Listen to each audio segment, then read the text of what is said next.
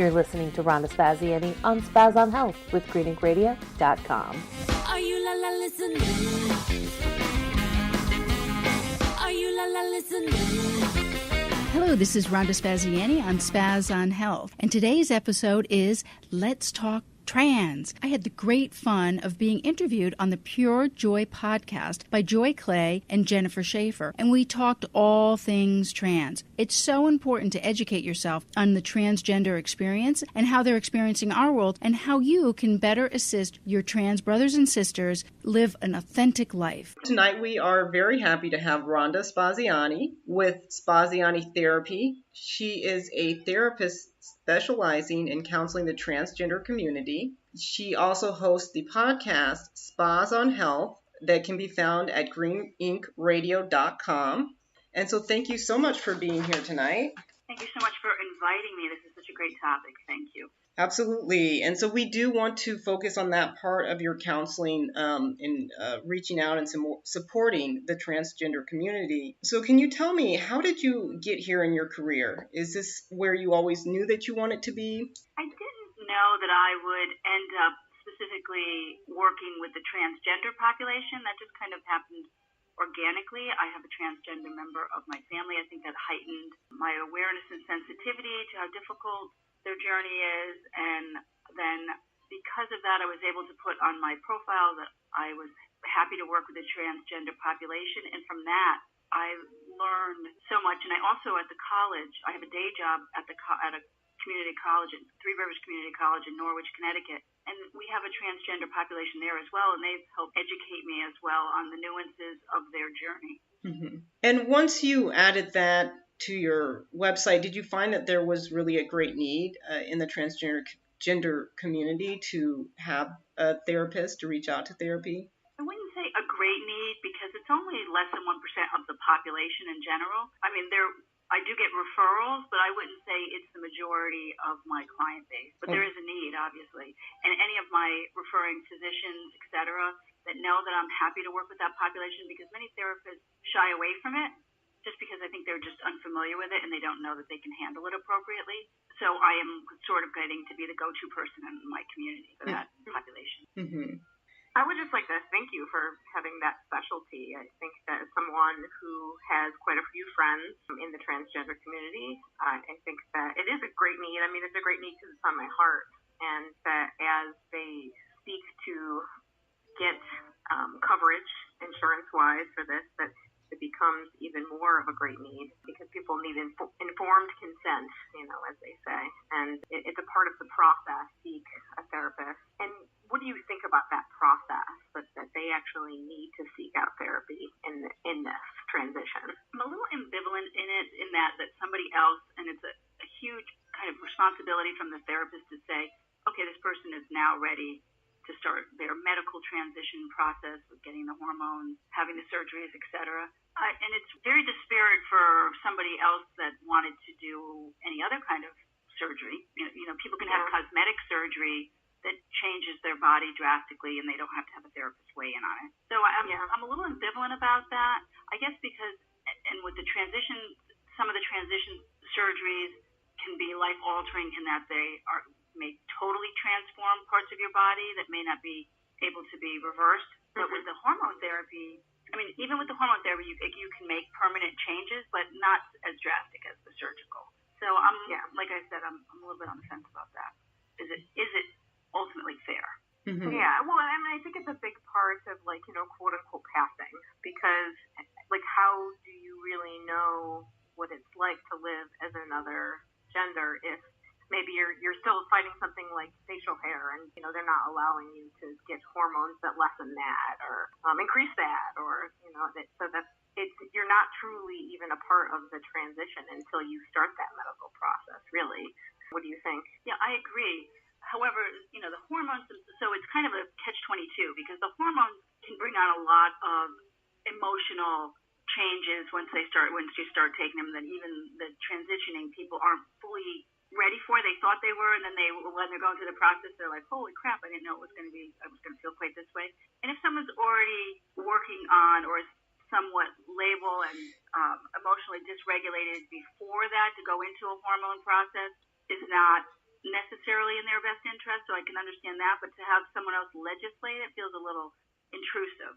So I as a therapist, I can appreciate both sides, and I'm sure you both, as medical professionals, can probably see both sides as well. I'm I think it's funny that you're so open, because I kind of feel like, why not seek therapy? I feel like that the transition process can vary widely. Your family could be very supportive. Your family could never speak to you again. And I've seen both with my friends. And so it could be a really kind of easier transition, or maybe a more intense and difficult transition.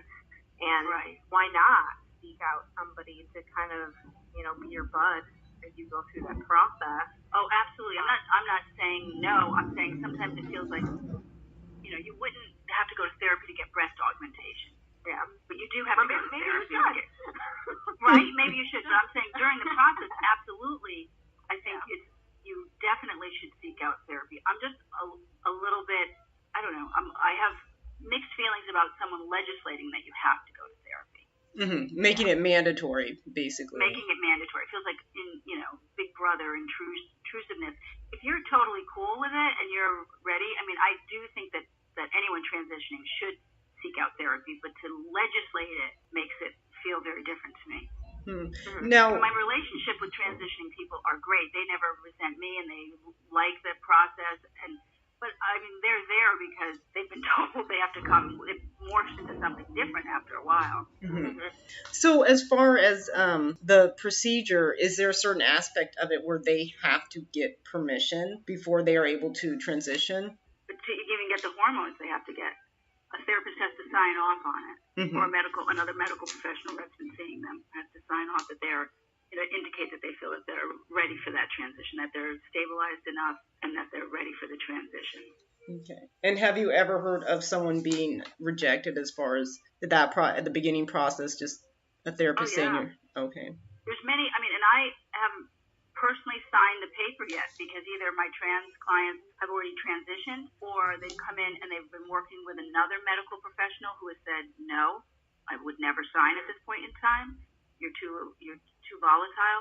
Or they've not been able to complete treatment with me, and they've pieced out, and they didn't complete, so I couldn't make an assessment and evaluation to sign off. So I have never actually had to sign the actual papers myself at this point yet. So going back a little bit to your brother, is that correct? No, it's not my brother. He's back to being my nephew again. His pronouns are he again. Okay. But he was transitioning, and it was incredibly difficult for him. He was M to F, and he couldn't get any work. The world was very rejecting. He didn't, quote unquote, pass very well because he's very tall, kind of masculine in presentation. And he basically decided to just revert back to his birth name and biological sex because it was just easier. Yeah. The friend that I had was also male to female, and he had he's now he again, I'm sorry. He had quite a bad situation happen to him that actually kind of scared him back into becoming male. He was actually sexually assaulted as a female, and just the feeling of vulnerability. And actually, he passed really well. He's shorter. He's Asian. He looked, pretty good female, I guess you could say. So, and that kind of was part of the problem, in that's what kind of caused the sexual assault, is that it kind of, led to him trying, too hard to be sexual, and then that kind of produced the situation, I guess. I don't know how to say it lightly, because, nobody ever sets themselves up for a sexual assault, but he put himself in a situation that happened. So, and I think going back and forth, that must be hard too. I mean, how are you being authentic to yourself if you can't go to the gender that you want to be? And that's a risk, I think, with going back to your previous point, I'm sorry, but that the M to F, the female, the transgendered women have a much higher percentage of sexual assault, unfortunately. So that begs the question, is it male aggression towards a feminized male, or is it male aggression towards women? Mm-hmm. What does That's a really that good mean question. for society? No, it is a good question. And to go back a little bit, obviously in this community, violence is one of the top concerns with protecting the transgender community to violence. And when you are supporting them, can you tell me a little bit about like what your specific challenges are and how you're able to balance that out? Supporting a transgender client is really no different than supporting any client. They Mm-hmm. present with many of the, most of the same issues as all of us. Does being transgender is that part of their narrative? Very much so. But it's many of the same things: depression, isolation, family rejection. Around that, but the core issues are, the same as the rest of us: depression, anxiety. They want the same things. So the support is very similar. Okay. Yeah. Good I to think know. I have a hard time with people transitioning for a totally different reason, because I accept my friends for who they were before and after. So whether or not I call them a he or a she doesn't really matter to me. I would prefer to call everybody a they if you if you strip right down to it. But so when I was dealing with a friend in particular that I've known since I was a teenager, I kept on slipping up and saying the wrong name and saying the wrong pronoun. And it wasn't at all because I didn't accept his change. It was because, I don't know, I loved him before. I didn't care what he wore or what he looked like before. He is still the same person in my heart. So it didn't really matter to me. And unfortunately, I think he totally got that. And so he was absolutely fine with me continuously slipping up.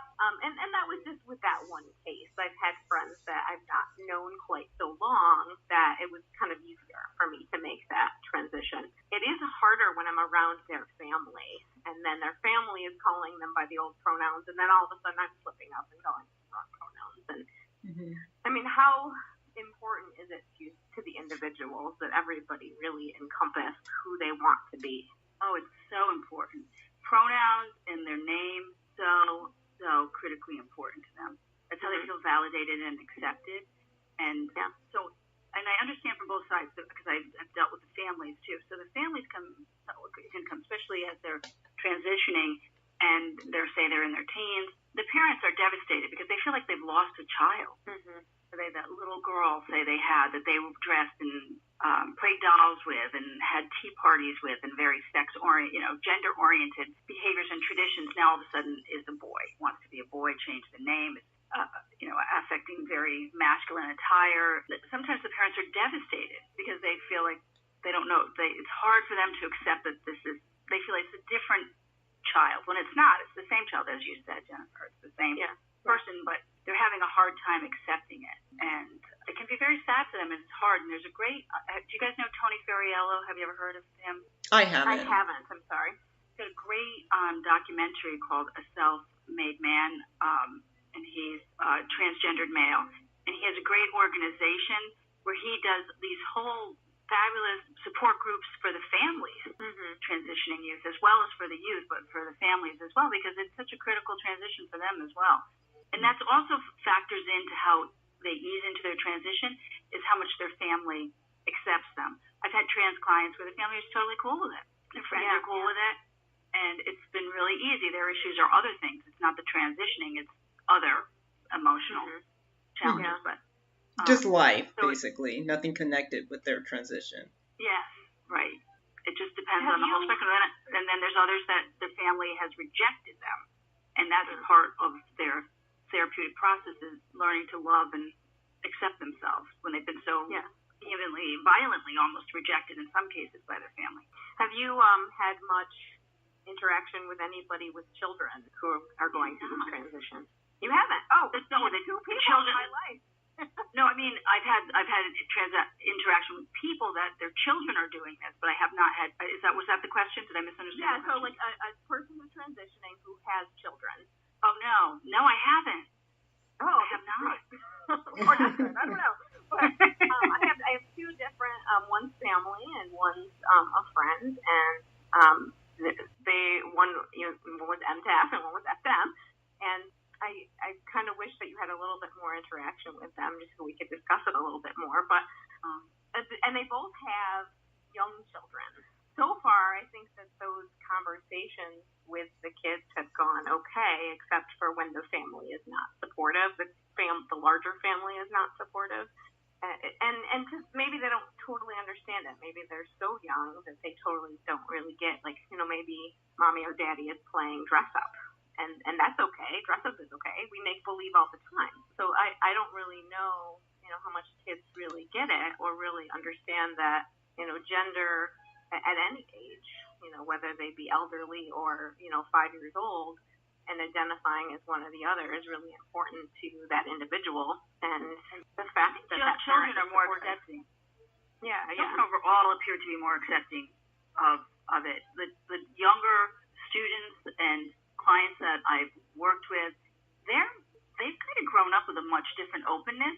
So they don't seem to be, don't get me wrong, they still fear bullying and they still fear going into the bathrooms, and that's a whole other issue. Overall, they find tribes that accept them and people that accept them, and they feel very accepted more so amongst their own peers than they do from their parents in the older generation. Mm-hmm. Yeah. So I would think that smaller children would probably be fairly okay with it. I think that it would be okay until maybe they started getting bullying because of their parent. Yeah, right. Maybe that parent wasn't passing very well and the kid figured out, or maybe they transitioned between grades and all of a sudden who used to be their father or mother is now their mother or father. So I could definitely see that part of it. What do you think is the direction for us in society as far as acceptance? Are you definitely seeing more? I don't know that I can say that I'm seeing more, but I see that we have to be more accepting because if more people just read the science behind it, and were more compassionate about it, because it's such a hard road to go down. So why would someone just choose if I think a lot of people think it's optional and they can do conversion therapy or, any other kind of nutty intervention that will get them to go back to being male or female or heterosexual rather than homosexual. If you read the science behind it, it's all about the whole testosterone, a lot of the testosterone wash in the fetal development between the 5th and 16th week that can help create that feeling that they're in the wrong body, and also helps someone become homosexual versus heterosexual. There's brain clusters in the hypothalamus that's different for homosexual males and women than straight men. And there's all kinds of science that supports that this is a biologically derived sort of experiences, both with sexual orientation and gender identity. So, if people just read that and said, these people are not just leaping into doing the hardest thing that you'd ever want to do and risk ostracism and bullying and attack because they want to. That's their truth. They feel like they're living in a foreign body, and they need to get it right. They're just trying to get equilibrium, equanimity, and balance by going and living their truth and living and assuming the sex they felt that they've always been. The gender, I should say. You've mentioned a few things in just the acceptance with the family, but is there anything more specific that the inner community and also the outer community that you can see needs to change as far as support? This is more for people who want to support them as opposed to people who are definitely against it. Well, I think just accepting that it's just part. There's in some of the Asian cultures they accept it very well. Just accepting that it's just part of life. You wouldn't stare at someone that had diabetes. Yeah. Oh my goodness. So it's a biological. There's a fair amount of judgment with that. So just well, right. True. Yeah. Say you were born with it, type 1, or someone that's born with something, a green eye and a brown eye, or you wouldn't say, oh my goodness, that person wanted that green eye, or that. There's a judgment on the behavior, and that really shouldn't be there. It's biologically derived, so why would we judge people? It's outside of their control. I guess just spreading. I honestly think that acceptance will come from people understanding that these are just not people trying to piss you off or act like, or somehow dishonor the gender they were born with. Does that make sense? Yes, absolutely. Yeah, that's really interesting. I think that I have a coworker that's currently pregnant, and just you talking about the different stages and the different trimesters, and she just found out the sex of her baby. And we were kind of all like weighing in on whether or not it was going to be a girl or a boy. And my guess was girl, and then it ended up being a boy. And I was a little disappointed, and now I feel a little like sad that that was my reaction. I wanted it to more be right, really, than to necessarily be a girl or a boy. Still, like and I worked labor delivery. I worked in women's health, and people are so like wrapped into the excitement of it's going to be a girl or a boy, and people get very disappointed when it's not the sex that they want. I kind of see somebody transitioning as an opportunity to maybe have the son or daughter that you didn't think that you were going to have. Maybe that could be a good opportunity, maybe you had tea parties, but now you can do more masculine things with your new son or vice versa. So what's this old saying that says we all think we're a body with a soul, but we're really just a soul with a body. We're really not just it, but we're a soul with a body. We're souls having a human experience instead of humans or something like that. Yeah. So if we can get back to that it's the soul, that's the important thing. Yeah. We'd stop being so hung up on the gender. Yeah. And I think that goes back to my comment. I don't really care what these people in my life are that are now identifying as either male or female. It's that, I liked them for who they were before, too. And so I guess because I never really felt the need to be a different gender, I don't understand. And I guess maybe that's for anybody who is sympathetic but doesn't really understand what it's like to be this or that or anything. And we never really can totally understand, despite how many people I know, or I'm not somebody who ever felt that need. So I could never really totally understand what it's like to be in that position. No, that's a good point. But who can really ever understand any other person, right? I mean, we all have such unique experiences, but I think that's so true. Are there any policies that you would see, especially from the government, that would improve this situation, basically, moving forward? I mean, as far as medical treatment should definitely be covered by insurances. All transitioning surgery should be covered. I also think that there should be gender-neutral bathrooms everywhere. They should not be put in isolation in prisons, and they should be able to go to the prisons of how they present, like if they're a transgender woman, then they need to go to a woman's prison. And if they're transgender male, they need to go to a male. If they want to go to a male prison. We don't want to put anyone at risk, but it should be that it should go based on how they're living, not on their biological birth. And then they put them in isolation. I know that they're at a high risk of attack in prison. So, I can understand it's not just because they're trying to be, they're not just trying to be evil, but there's got to be some workaround. And they get incarcerated at higher levels too. I did not know that. So I know isolation. Yes, they get incarcerated at higher levels. They have higher poverty levels. It's harder for them to find work. So definitely labor laws should reflect, and they should, if you're going to have affirmative action policies, it should absolutely include transgender population. So with the people that I've encountered, I haven't found a lot of struggles. They're all, have good education and were already well established in their fields for the most part, and just had to have a conversation with their boss, and then I don't know what happened from there, whether or not a meeting was had for the rest of the employees or not. I don't really know as far as protecting them. But from what I know, that was something that they were willing to accommodate in their field. And now at this point, it doesn't really matter anymore. I could definitely see it being different if you tried to transition like as a teen, especially if your family didn't support you. I could see you not having a lot of options financially, and maybe not being stable enough to go to college. So that might be one of the narratives. End up getting into sex work at a higher rate because of that. They probably get kicked out of their families, and then they end up really struggling to survive. They have a higher rate of drug use and HIV. And a lot of that's all because they're so isolated and often rejected by their birth family. But do you find that as being the difference age when you try to transition? I don't know the statistics on that, but I bet you if you're already established, it's probably easier. Would I'm make sure sense. Before puberty is probably the ideal time. I heard of like a 5-year-old transitioning. I think that the younger that you get those hormones on board, the easier it is. that you are able to, for one, pass, and then for two, be accepted by the people that are around you because you're introduced as that sex a lot earlier. Yeah, that would make sense. I think you have to be a certain age before you can get the hormones, though. They don't give them to them really young. Oh, okay. I They didn't give know them to that. pretty. I don't think. I don't know this that 100%. So don't quote me. But I think you have to be a certain age. It would make For all sense the because they research wouldn't want to that I did, induce. I don't know very much. Well, I think they don't want to like induce puberty and stuff and expose you to hormones too early either. Okay. For you.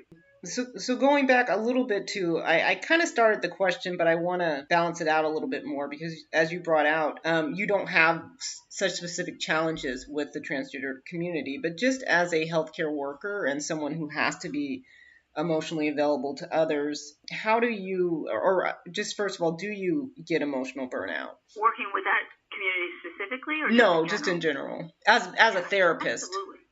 Okay. Yeah, absolutely. And I don't feel it like when I'm with my clients. I feel it when I'm home and I'm like, I have nothing left to give, even to myself. And that's when I know that I need to dial it back, maybe see a few less clients for a few weeks, maybe take a couple days off. Absolutely. Because you don't even realize, and I'm sure you as healthcare workers yourself too, you don't even realize how much of your own energy that you're giving out until all of a sudden you've hit the wall. And then you're like, oh my goodness, I am at the wall here. I've got nothing left to give. Yeah, you're just exhausted, and so it's a different exhaustion. It's not like a physical exhaustion. It's not even like an intellectual exhaustion. It's kind of like a soul exhaustion, right? I totally get it. Right? I absolutely understand. Yeah, and I mean, like, I'm really good at like burying whatever is going on in my own personal life and being there 100% for the clients that are in front of me and having a smile on my face and helping to cheer them up and hopefully have a good experience at the clinic or hospital or wherever I am. But yeah, when I get home, pretty much every day, I feel like, whew. Definitely, it is more of like more than. I mean, when I was working in the hospital and running around, it was physical too.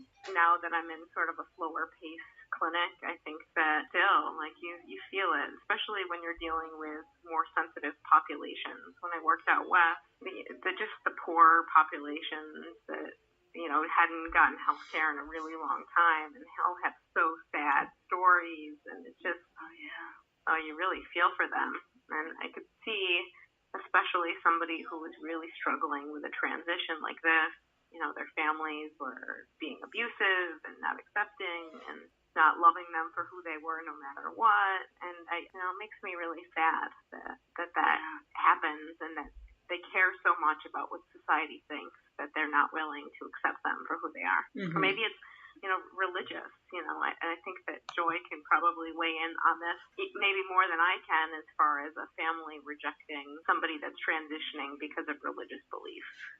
Especially in my extended family, I guess in my inner family, we've never had to deal with it. In my extended family, they've always been very accepting, and they are very religious. So I think it is a very individual thing. Even if you come from a very religious family, they may be very accepting and they may not. And there are just different ways of doing that. I have friends who, have kids, not who've transitioned, but maybe just are homosexual, and, they have a great relationship with them, even though religiously they still have reservations. And yet I have people who would totally cut that, not necessarily people I know, but people who would totally cut that person out of their life. And I think that's hard either way. I don't think that I encounter that as often. I think that people tend to be more open-minded, and they tend to use, even though I know it's not supportive, they tend to use the don't ask, don't tell. In other words, you come over and you're still my kid and we're going to eat together and everything, but we're just never going to directly discuss your life. And I think that can be difficult too, but sometimes it's a way. That's impossible when that, son is now a daughter is now a son, and then they want you to call them whatever. And that's a specific issue. Or use a new name. Yeah, and that's a specific issue that I think you have to deal with. Like I said, I don't encounter it as much. I think most of the time people tend to be loyal to their children first, but I think that can be a reason for rejection. So it's a hard one to deal with, I know. Yeah, it is hard. When you look at the terms hope, health, and joy, what do they mean to you? Oh, yeah. Thank you for asking that question. So all this came about, starting Green Ink Radio with my colleagues and stuff, sort of came about when, and I'm gonna give you the CliffNote version. So I got diagnosed with cancer 4 years ago, and my whole life transformed. I was in a job I was working with a really toxic person.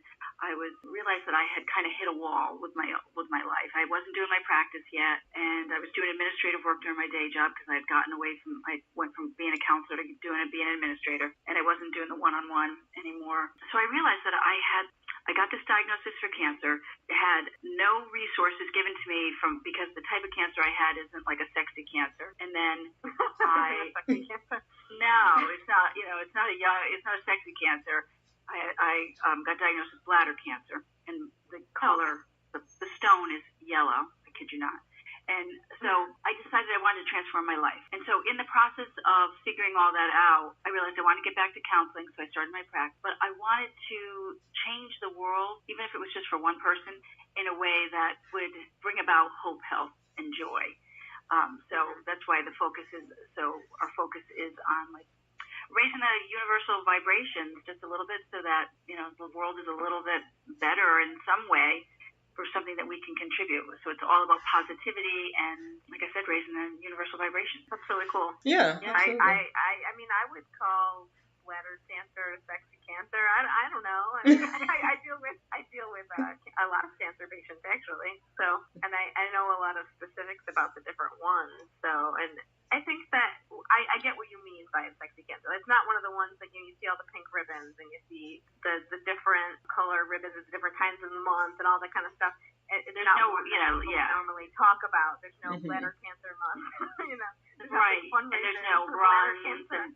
There's not a lot of stars saying I got bladder cancer. And and most of the people, it's more and more common, but a lot of people historically it's been the older population that have gotten it. I think I was the first person in my doctor's office that actually completed the protocol because everybody else couldn't handle it because they were older. There wasn't, so I noticed that people that had gotten diagnosed with breast cancer around the same time that I had gotten diagnosed, there was all kinds of supports for them. There was all kinds of resources. There was all kinds of support groups and services in the community. But for me, there was nothing. I got a piece of paper that said, "Don't eat ketchup and salad dressing, and drink more water, and then bye. Okay, see you later." So it's just it's interesting that even the cancers kind of have a hierarchical treatment. Weird and not necessarily cool. No. And I said you never thought I wanted to be jealous of someone else's cancer, but you're like, oh man, you're the one that gets all the attention. But anyway, not to make that about the cancer for you. Yes. Yeah, you got the one that gets the cute quotes. I don't even see bladder cancer quotes, but yellow. I don't know. I don't know if you want to wear them anyway, but. So that's how it started, and then I met a bunch of like-minded people that were really cool with coming on board, and it's been really fun and joyful. And I love your podcast. Thank you, and I want to say that I really enjoyed yours as well. Thank you again. I'm super excited about interviewing or helping to interview someone who has a passion for a community that's sort of near and dear to my heart. A lot of people that I've really loved along the way and have loved me along the way. Yeah. And it's just this is great. Yeah. I wish that I could invite them all on. I'm sure that I know. Sounds like another great show, guys. Thank you for listening to Spaz on Health on greeninkradio.com. Don't forget to listen to our sister podcast at purejoypodcast.com. Thank you for tuning in, and tune in to tune up. Are you listening? Are you listening? He distributed. Are you looking? Oh, I should need it. Thanks for listening to Rhonda on Spaz on Health. Tune in to greeninkradio.com to rock your best life.